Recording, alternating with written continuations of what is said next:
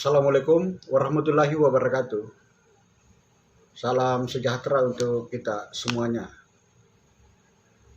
Selamat jumpa lagi di channel Sampah Indonesia. Kali ini saya sedikit akan membahas tentang pelaksanaan atau perlunya pelaksanaan pasal 14 Undang-Undang Nomor 18 Tahun 2008 tentang pengolahan sampah, yaitu perlunya sebuah produk diberi label nilai ekonomi atau ditentukan nilai ekonominya dari jenis-jenis eks produk atau kemasan-kemasan yang berakhir menjadi sampah. Jadi di dalam pelaksanaan khususnya pasal 15 Undang-Undang 18 Tahun 2008 tentang pengolahan sampah, yaitu tanggung jawab produsen untuk menarik kembali kemasannya, itu tidak akan bisa terlaksana tanpa melaksanakan atau tanpa mengaplikasi pasal 14 Undang-Undang Pengolahan Sampah yang dimaksud tersebut. Memang di dalam sebuah produk seperti air mineral ini yang jenis PET ini, memang di sini sudah ada label, tapi ini label teknis. Ada label teknis yang ada di bawah ini ya. Yang saya maksud di sini bukan label teknis, tapi memberi label nilai ekonomi daripada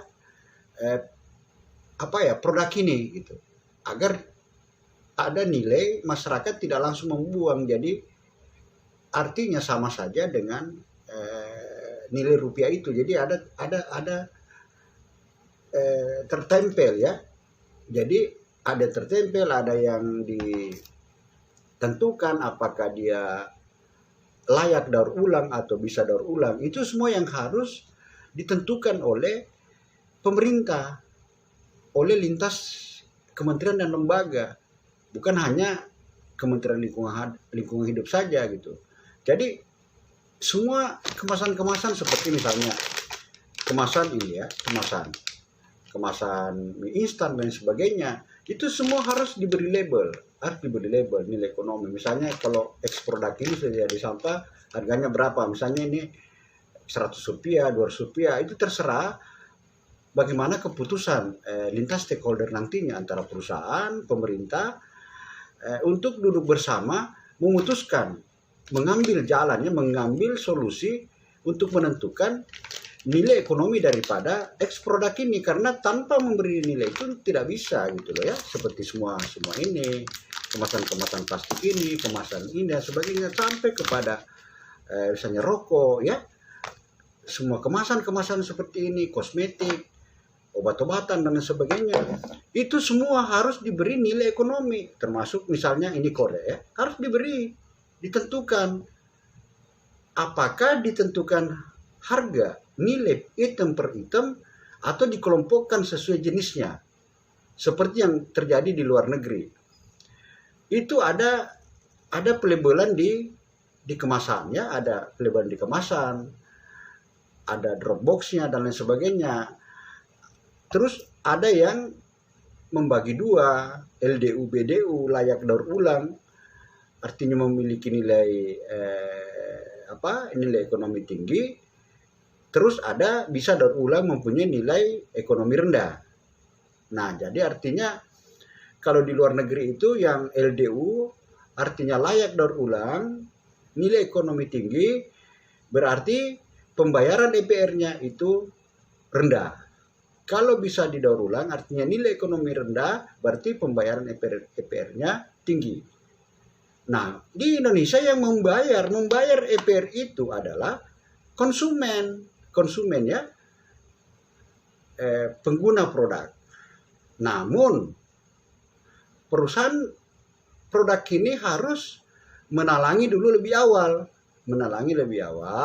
selanjutnya mereka menarik dari penjualannya. Nah, itu putarannya. Itulah perlunya di situ ada sebuah poros penggerak roda ekonomi daripada mulai daripada produk sampai kepada sampah. Jadi di hulu oleh produk, di hilir oleh sampah. Begitupun sebaliknya, di hulu sampah sampai di hilir di industri daur ulang, baik itu daur ulang plastik, daur ulang kertas, dan seterusnya. Nanti itu yang akan coba saya tunjukkan di toko retail itu barang-barang apa saja sebenarnya yang perlu beri nilai ekonomi. Nanti perhatikan video-video yang akan saya sertakan sesudah penyampaian ini, termasuk efek-efek buruk bila mana tidak diberi nilai ekonomi akan berakhir menjadi sampah, menyumbat di got, di sungai, dan lain seterusnya. Dan para pemulung dan sebagainya itu mereka hanya mengambil nilai ekonomi yang tinggi saja, yang masuk di golongan LDU, artinya layak daur ulang, seperti botol mineral, kertas, dan sebagainya. Yang kemasan-kemasan yang seperti sase-sase kecil ini sudah diabaikan, tidak diambil lagi. Nah, jadi semua sampah itu pemerintah harus membuat keputusan sebagaimana amanat pasal 14 Undang-Undang 18 tahun 2008 tentang pengelolaan sampah. Demikian ya saya sampaikan, silahkan ikuti video-video selanjutnya. Bagi teman-teman yang ingin memberi saran atau mengoreksi, silahkan tulis di kolom komentar di bawah. Dan di sana juga akan saya sampaikan link-link mana yang sekaitan dengan beberapa tulisan atau opini-opini saya tentang pengelolaan sampah ini yang sekaitan dengan extended production responsibility. Demikian saya sampaikan. Assalamualaikum warahmatullahi wabarakatuh. Produk-produk di depan saya ini semua harus dilabel. Makanya kalau dilabel sudah tidak akan jadi sampah karena bernilai ekonomi, langsung tertera di situ ada nilai rupiah. Termasuk semua ini yang saya pegang ini harus ada nilai ya. Ini semua plastik. Jadi semua harus dilabel, diberi nilai ekonomi.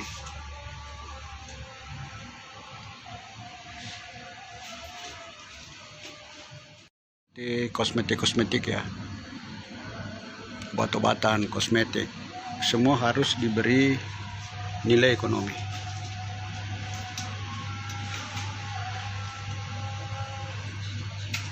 Jadi baik di kemasannya maupun di botol atau wadah tempat produknya yang di dalamnya.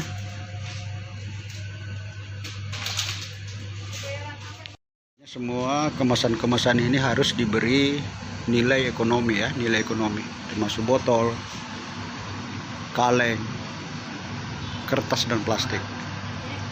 Semua harus diberi nilai ekonomi untuk mengaplikasi pasal 14 Undang-Undang 18 2008 tentang pengelolaan sampah. Semua harus dilabel dan diberi nilai ekonomi.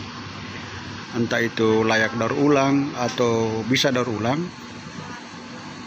semuanya harus diberi nilai agar mudah menghitungnya.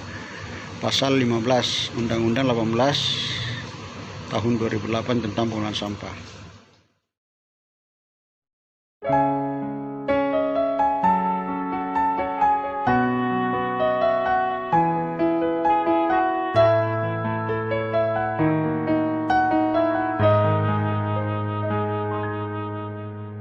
Kemana saja kita melangkah, sampah melimpah jadi masalah.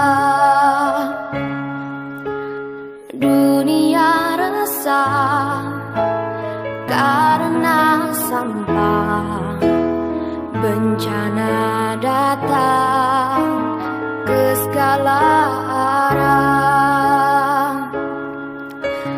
Ayo sahabat, ambil manfaat, mengolah sampah jadi maslahat. Jadikan sampah agar berharga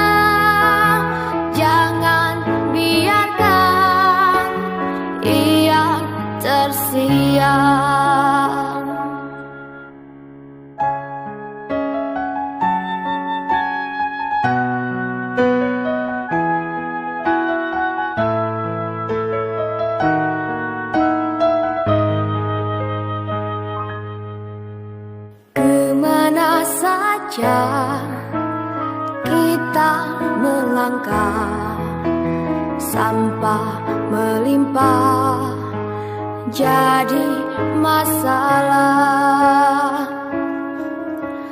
Dunia resah karena sampah, bencana datang ke segala arah.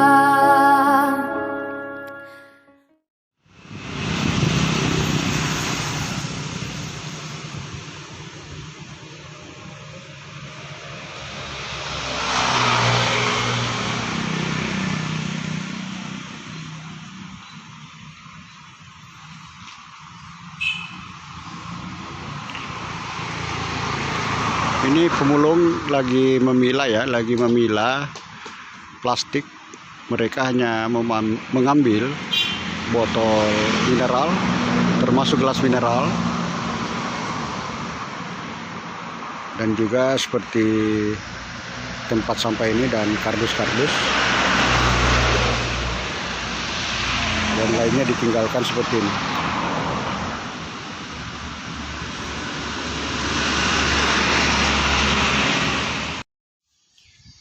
Inilah akibat karena Undang-Undang 18 tahun 2008 tentang pengelolaan sampah, khususnya pasal 14 pelabelan nilai ekonomi tidak dijalankan.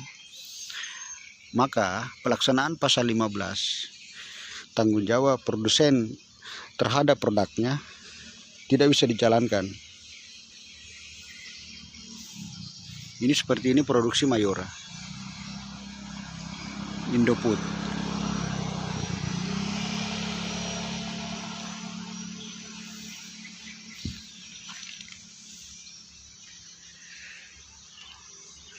Maka ke depan kami harapkan kepada Menteri Lingkungan Hidup dan Kehutanan, dalam hal ini Ditjen PSLB 3 KLHK bersama lintas kementerian dan lembaga, agar segera duduk bersama, termasuk pada perusahaan produsen berkemasan, untuk duduk membahas dan mengaplikasi pasal 14 untuk memberi label-label ekonomi nilai daripada produk-produk berkemasan ini.